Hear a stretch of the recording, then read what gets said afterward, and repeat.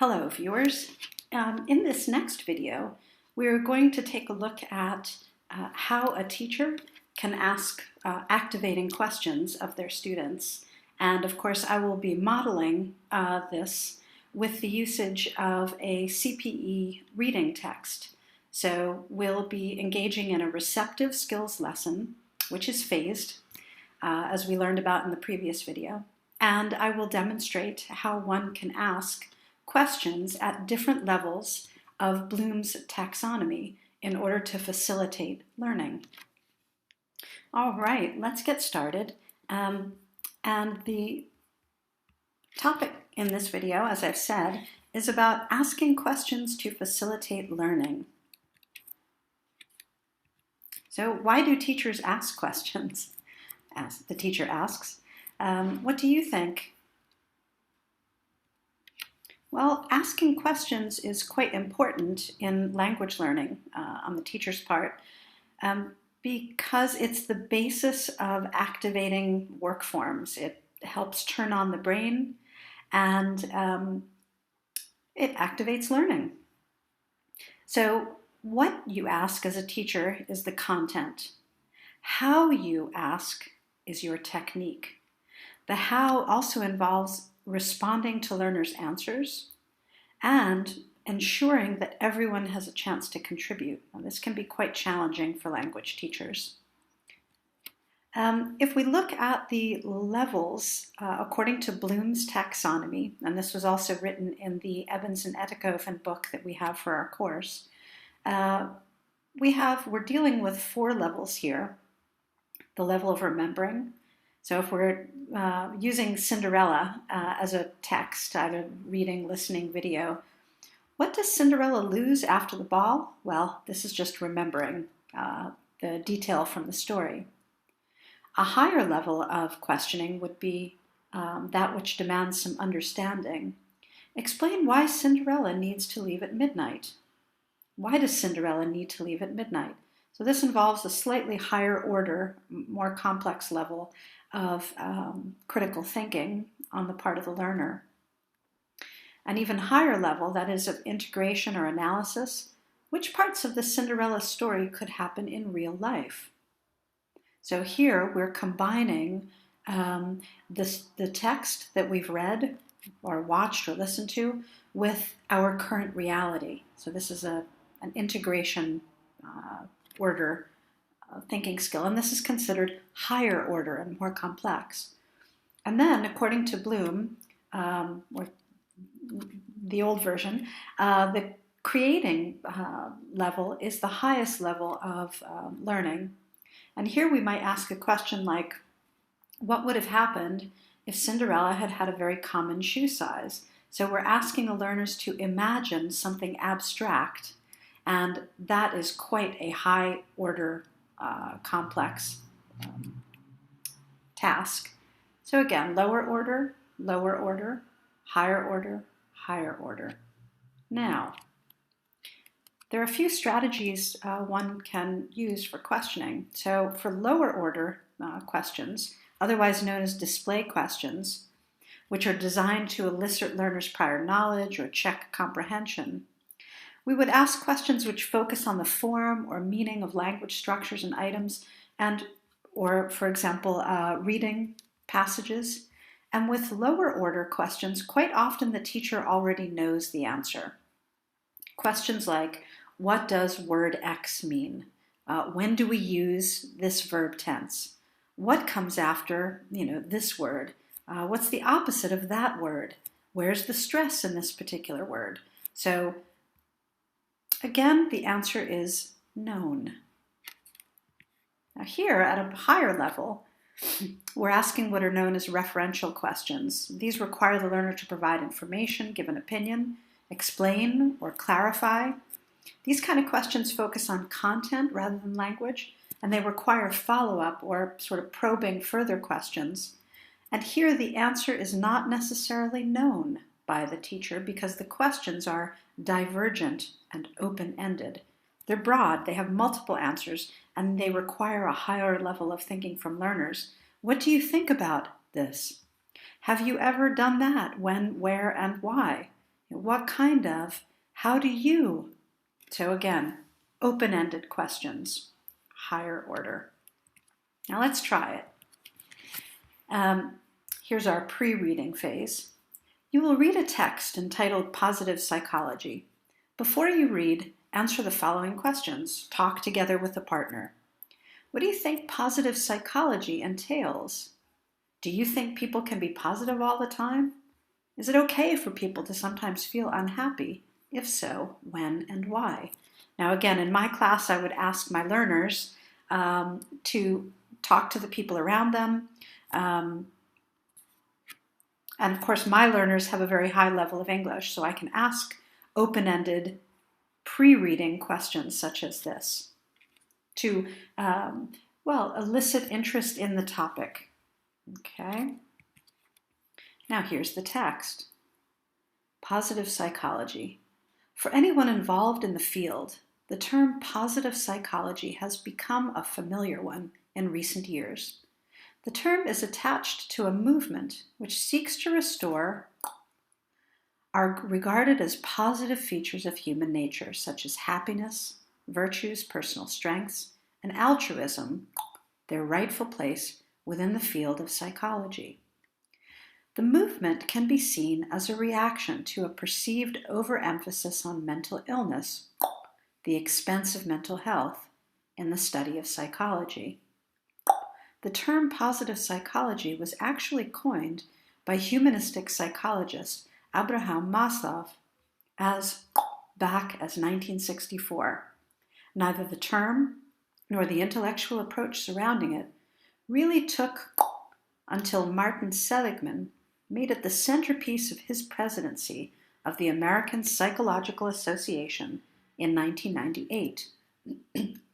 Then, the movement has ground across the USA and beyond, with popular authors like former New York Times writer Daniel Goleman playing a major role in fueling its widespread appeal. Oops, it's the next stage. Now, this is a C2 level text. This is straight out of a CPE reading use of English exam. And of course, what we know is that we need to fill the blanks in with one word.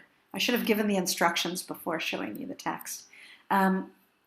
Take a moment, read through the text, and use the strategy we learned about in the previous video. Look at the words around the gap and try to predict what kind of word you would need in this gap. Also, see if you can spot certain patterns or phrases. I'll give you a minute to think about that, and then we'll work further.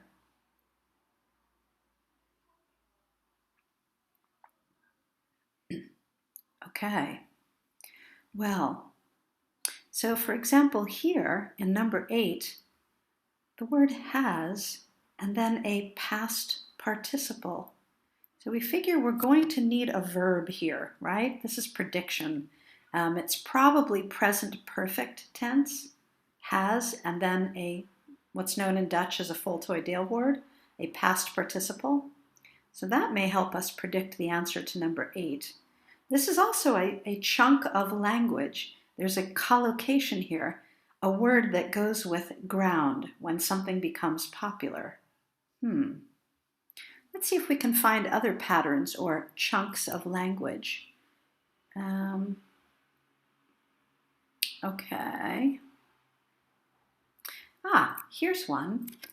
A collocation, if something is the expense of something else, we need a preposition here that always goes with the expense of. Here's another chunk, as back as 1964. Or here's a phrasal verb, took. Okay. Now again, I'll provide a bit of scaffolding, some hints. So if you like, pause the video and see if there are any that you're stuck on, perhaps the hints will help. And now we'll take a look at the answers. Okay, so what we see is, number 8 is gained ground. The movement has gained ground. Again, this is a collocation. This is a chunk of language in English. It's also present perfect tense. Number 5, as far back as 1964. So again, a chunk of language, a collocation. Number 6, it really took hold. Some of my students also thought perhaps blah, blah, blah, it really took off until, now took off I would also accept as a correct answer. Okay, so this is our post, well, I suppose it's also part of the during reading phase, but this is now our post-reading phase. And here's where we get to the question, the art of asking questions. Now, talk with a partner and answer the following. According to the text, what are some positive features of human nature? Who first coined the term positive psychology? When?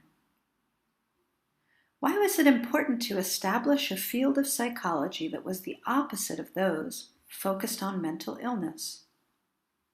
What has changed about the world since the days when positive psychology was developed? And what do you think the world would be like without positive psychology? Now, in my class, I would have students looking back at the text to answer some of these questions. Which ones? Well, if you guessed the question in blue and the question in yellow, you'd be correct. Why? The question in blue and the question in yellow are lower order questions that are based on the text explicitly.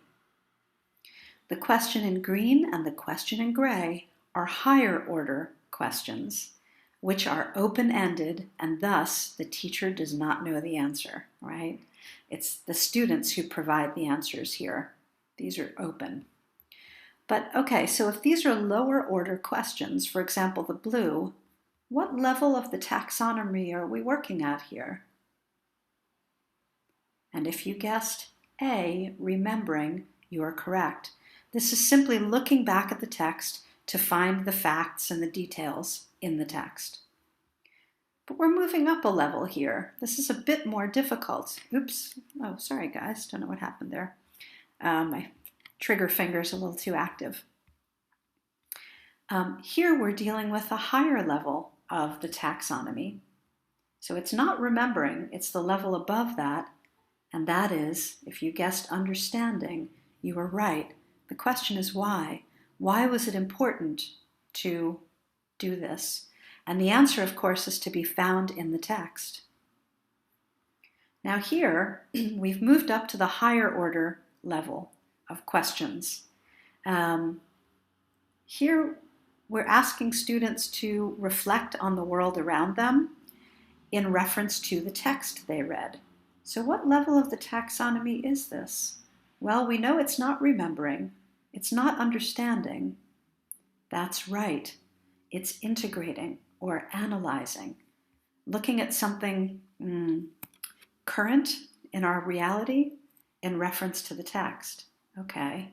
And now you can probably guess by the process of elimination, what do you think the world would be like? Well, we've used a conditional here, and we're asking students to imagine something abstract.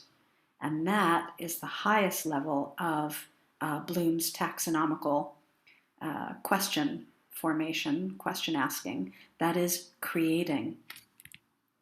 Okay, so remembering, understanding, integrating, and creating.